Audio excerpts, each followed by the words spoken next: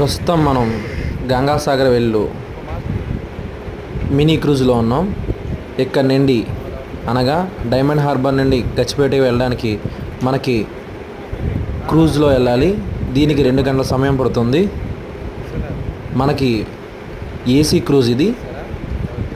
ఇటు నుండి 2 గంటలు, అటు నుండి రావడానికి 2 గంటలు. మళ్ళీ గచ్చిపేట దిగిన తర్వాత అక్కడ నుండి వెళ్ళడానికి మనకు 1 అవర్ పడుతుంది. దొడ్ల హేమంత్ కుమార్ టూర్స్ అండ్ ట్రావెల్స్లో ఈ ప్రయాణం చాలా సుఖవంతమైంది.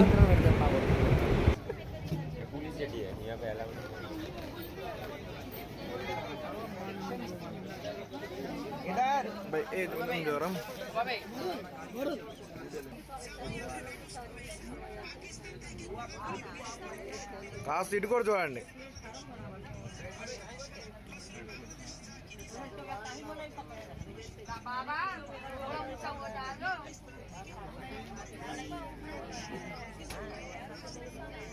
మా సార్కి